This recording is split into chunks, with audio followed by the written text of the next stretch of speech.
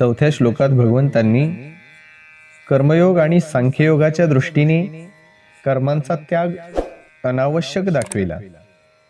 नंतर 5व्या श्लोकात म्हटले की कोणताही मनुष्य कोणत्याही अवस्थेत क्षणभर सुद्धा कर्म केल्याशिवाय राहू शकत नाही. 6व्या श्लोकात हट्टाने इंद्रियांच्या क्रियांना रोखून आपल्याला क्रियारहित समजणाऱ्याचे आचरण दांभिक म्हटले. यावरून सिद्ध झाले की कर्मांचा स्वरूपाने त्याग करण्याने तो त्याग वास्तविक त्याग होत नाही. म्हणून पुढील श्लोकात भगवान वास्तविक त्यागाचा परिचय देत आहेत.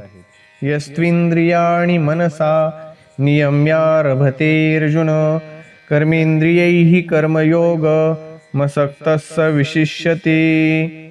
अन्वय: तू अर्जुन यह मनसा इंद्रियाणि नियम्य असक्तः कर्मेंद्रियैः कर्मयोगम आरभते सह विशिष्यते. अर्थ: परंतु हे अर्जुन, जो मनुष्य मनाने इंद्रियांवर नियंत्रण करून आसक्तीरहित होऊन निष्काम भावाने कर्मेंद्रियांद्वारा नाम समस्त इंद्रियांद्वारा कर्मयोगाचे आचरण करतो तोच श्रेष्ठ आहे. व्याख्या: तू या ठिकाणी अनासक्त होऊन कर्म करणाऱ्यांना केवळ दांभिक लोकांपेक्षाच नाही तर सांख्य योगापेक्षाही श्रेष्ठ दाखविण्याच्या दृष्टिकोनातून तू पद दिले गेले आहे. अर्जुन या शब्दाचा अर्थ स्वच्छ असा होतो. या ठिकाणी भगवंतांनी अर्जुन संबोधनाचा प्रयोग करून हा भाव दाखविला आहे की तू निर्मळ अंतःकरणाने युक्त आहेस. मग तुझ्या अंतःकरणात कर्तव्य कर्म शिल्लक हा संदेह कसा निर्माण झाला? अर्थात हा संदेह तुझ्यात स्थिर राहू शकत नाही. यस्त्विंद्रियाणि मनसा नियम्य. येथे मनसापद संपूर्ण अंतःकरण, मन, बुद्धी, चित्त आणि अहंकार याचा वाचक आहे. आणि इंद्रियाणी पद 6व्या श्लोकात आलेल्या कर्मेंद्रियाणी पदाप्रमाणेच 10 इंद्रियांचा वाचक आहे. मनाने इंद्रियांना वश करण्याचे तात्पर्य हे आहे की विवेकवती बुद्धीद्वारा मन आणि इंद्रियांशी स्वचा काहीही संबंध नाही असा अनुभव करणे. मनाने इंद्रियांचे नियमन केल्यास इंद्रियांचा आपला स्वतंत्र हट्ट राहत नाही. अर्थात त्यांना जिकडे वळवाल तिकडे वळतील आणि जेथून त्यांना परावृत्त कराल तेथून ते परावृत्त होतील.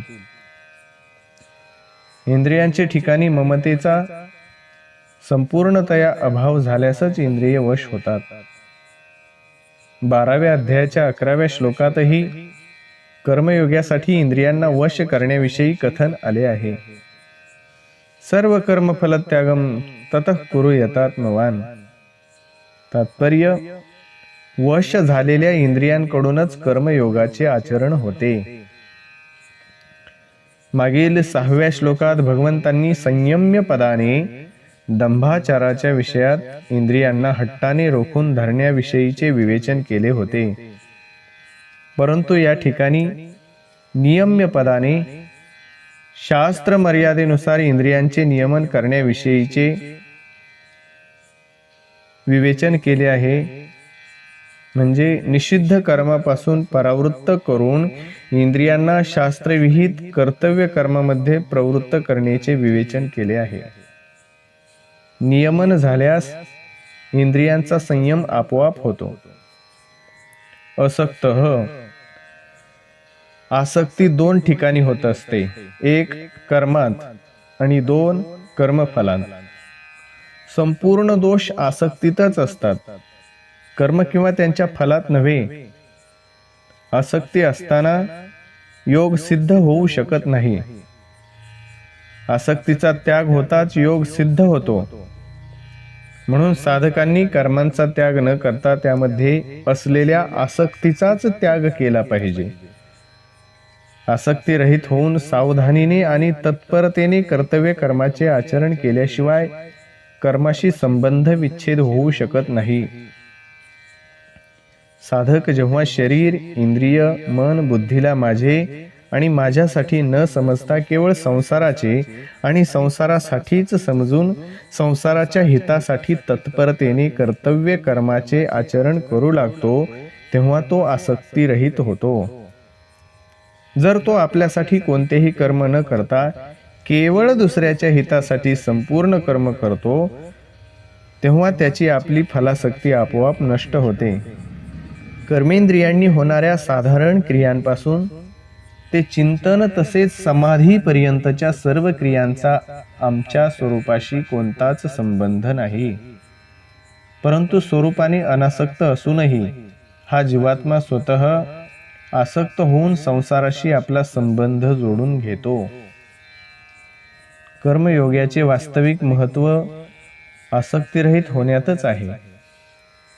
कर्मांनी प्राप्त होणाऱ्या कोणत्याही फलाची इच्छा न ठेवणे, अर्थात त्यापासून संपूर्णपणे असंग होणे, हेच आसक्तिरहित होणे आहे. सामान्य माणूस तर आपल्या कामनेच्या सिद्धीसाठीच एखाद्या कार्यात प्रवृत्त होतो, परंतु साधक आसक्तीच्या त्यागाचा उद्देश ठेवूनच एखाद्या कार्यात प्रवृत्त होतो. अशा साधकालाच येथे असक्तः म्हटले गेले आहे. जर ज्ञानयोगी आणि कर्मयोगी दोन्हीही फलेच्छा आणि आसक्तीचा त्याग करतात, तर ज्ञानयोगापेक्षा कर्मयोग अधिक सुगम सिद्ध होतो. कारण कर्मयोग्याला परत दुसऱ्या कोणत्या अन्य साधनेची आवश्यकता राहत नाही. परंतु ज्ञानयोग्याला देहाभिमान आणि क्रियापदार्थाविषयी आसक्ती नाहीशी करण्यासाठी कर्मयोगाची आवश्यकता असते.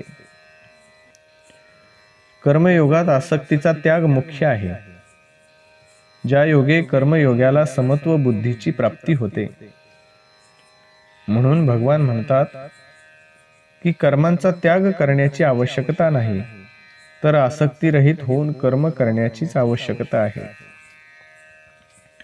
कर्मांचा त्याग करणे योग्य आहे किंवा नाही, हे पाहणे वस्तुतः गीतेचा सिद्धांतच नाही. गीतेच्या तत्वानुसार कर्मांमध्ये आसक्तीच त्याज्य आहे. कर्मयोगात कर्म नेहमी दुसऱ्याच्या हितासाठीच होतात आणि योग आपल्यासाठी होतो. अर्जुन कर्माला आपल्यासाठी मानतात, म्हणून त्यांना युद्धरूप कर्तव्य कर्म घोर दिसत आहे. यावर भगवान असे स्पष्ट सांगतात की आसक्तीच घोर असते, कर्म नाही. कर्मेंद्रियैहि कर्मयोगम आरभते. जसे याच श्लोकाच्या प्रथम चरणात इंद्रिय आणि पदाचे तात्पर्य दाही इंद्रियांशी आहे, तसेच येथे कर्मेंद्रियैहि पदाला दाही इंद्रियांचा वाचक समजावे. जर कर्मेंद्रियैहि पदाने हात, पाय, वाणी इत्यादींनाच घेतले गेले, तर ऐकल्या पाहिल्याशिवाय तसेच मनाने विचार केल्याशिवाय कर्म कसे केले जातील. म्हणून या ठिकाणी सर्व करणांना, अर्थात अंतःकरण आणि बहिःकरण, त्यालाही कर्मेंद्रिय मानले गेले आहे. कारण त्या सर्वांकडून कर्म होतात. जेव्हा कर्म आपल्यासाठी न करता दुसऱ्याच्या हितासाठी केले जाते, तेव्हा तो कर्मयोग म्हटला जातो. आपल्यासाठी कर्म करण्याने आपला संबंध कर्म तसेच कर्मफलाशी होतो आणि आपल्यासाठी कर्म न करता दुसऱ्यासाठी कर्म केल्याने कर्म तसेच कर्मफलाचा संबंध दुसऱ्याशी आणि परमात्म्याचा संबंध आपल्याशी होतो, जो नित्य आहे. अशा प्रकारे देश, काल, परिस्थिती इत्यादीनुसार प्राप्त कर्तव्य कर्माला निस्वार्थ भावाने करणे कर्मयोगाचा आरंभ आहे. कर्मयोगी साधक दोन प्रकारचे असतात. एक, ज्याच्या अंतःकरणात कर्म करण्याचा आवेग, आसक्ती, रुची तर असते, परंतु आपल्या कल्याणाची इच्छा मुख्य असते. अशा साधकासाठी नवनवीन कर्म आरंभ करण्याची आवश्यकता नसते. त्याच्यासाठी केवळ प्राप्त परिस्थितीचा सदुपयोग करण्याची जरुरी आहे.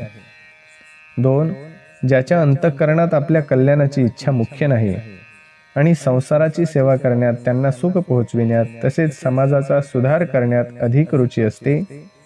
ज्यायोगे त्याच्या मनात असे येते की अमुक अमुक काम केले गेले तर पुष्कळांची सेवा होऊ शकते, समाजाचा सुधार होऊ शकतो. अशा साधकाने जर नवीन नवीन कर्माचा आरंभ केला तर काहीही हरकत नाही. मात्र नवीन कर्माचा आरंभ केवळ कर्म करण्याची आसक्ती नष्ट करण्यासाठीच केला गेला पाहिजे. गीतेत भगवंतांनी अर्जुनाला प्राप्त परिस्थितीचा सदुपयोग करण्यासाठी सांगितले आहे. कारण अर्जुनाच्या ठिकाणी कल्याणाची इच्छा मुख्य होती. सविशिष्यते, जो आपल्या स्वार्थाचा, फलाच्या आसक्तीचा त्याग करून केवळ प्राण्यांच्या हितासाठी कर्म करतो तो श्रेष्ठ आहे. कारण त्याच्या संपूर्ण क्रियांचा प्रवाह संसाराकडे असल्याने त्याच्यात आपोआप असंगता येते. साधकाचा जेव्हा आपल्या कल्याणाचा विचार होतो तेव्हा तो कर्मांना साधनेत विघ्न समजून त्यापासून उपरम होऊ इच्छितो. परंतु वास्तविक पाहता कर्म करणे हा दोष नाही, तर सकाम भावनेने कर्म करणे हाच दोष आहे. म्हणून भगवान म्हणतात की बाहेरून इंद्रियांचा संयम करून अंतःकरणात विषयाचे चिंतन करणाऱ्या दांभिक पुरुषापेक्षा आसक्तीरहित होऊन दुसऱ्याच्या हितासाठी कर्म करणारा श्रेष्ठ आहे. तसे जर पाहिले तर दांभिक पुरुषापेक्षा स्वर्गादीच्या प्राप्तीसाठी सकाम भावपूर्वक कर्म करणाराही श्रेष्ठ आहे. तर मग दुसऱ्याच्या कल्याणासाठी निष्काम भावपूर्वक कर्म करणारा कर्मयोगी श्रेष्ठ आहे, हे काय सांगितले पाहिजे? 5व्या अध्यायात जेव्हा अर्जुनाने प्रश्न केला की संन्यास आणि योग यापैकी कोणता मार्ग श्रेष्ठ आहे, तेव्हा भगवंतांनी उत्तर देताना दोन्हीही कल्याण करणारे आहेत असे सांगून कर्म संन्यासापेक्षा कर्मयोग श्रेष्ठ म्हटले. या ठिकाणीही त्याच आशयाने स्वार्थभावाचा त्याग करून दुसऱ्याच्या हितासाठी कर्म करणारा कर्मयोगी श्रेष्ठ आहे असे म्हटले आहे. परिशिष्ट भाव, स्वतःच्या कल्याणाची इच्छा असावी, स्वभावात उदारता असावी आणि अंतःकरणात करुणा असावी. अर्थात दुसऱ्याच्या सुखाने सुखी आणि दुःखाने दुःखी व्हावे. या 3 गोष्टी झाल्यास मनुष्य कर्मयोगाचा अधिकारी होतो. कर्मयोगाचा अधिकारी झाल्यावर कर्मयोग सुगमतेने होऊ लागतो. कर्मयोगात एक विभाग कर्म आहे, कर्तव्याचा आहे, आणि एक विभाग योगचा आहे. प्राप्त वस्तू, सामर्थ्य आणि योग्यतेचा सदुपयोग करणे आणि व्यक्तींची सेवा करणे हे कर्तव्य आहे. कर्तव्य पालन केल्याने संसाराशी मानलेल्या संयोगाचा वियोग होतो, हा योग आहे. कर्तव्याचा संबंध संसाराशी आहे आणि योगाचा संबंध परमात्म्याशी आहे. गीता आपल्या शैलीनुसार प्रथम प्रस्तुत विषयाचे विवेचन करते, मग करण्यापासून लाभ आणि न करण्यापासून हानी दाखविते. त्यानंतर त्याचे अनुष्ठान करण्याची आज्ञा देते. येथेही भगवान अर्जुनाच्या प्रश्नाचे उत्तर देताना कर्माचा सर्वथैव त्याग असंभव आहे असे सांगतात. त्यानंतर कर्माचा स्वरूपाने त्याग करून मनाने विषयाचे चिंतन करण्यास दांभिक आचरण असे म्हणतात. आणि निष्काम भावाने कर्म करणाऱ्या मनुष्याला श्रेष्ठ म्हणतात. आता पुढील श्लोकात भगवान अर्जुनाला त्यानुसार कर्तव्य कर्म करण्याची आज्ञा देत आहेत. ते पुढील श्लोकात पुढील भागात पाहूयात. पुंडलिक वरदा हरी विठ्ठल, श्री ज्ञानदेव तुकाराम, गोपाल कृष्ण भगवान की जय.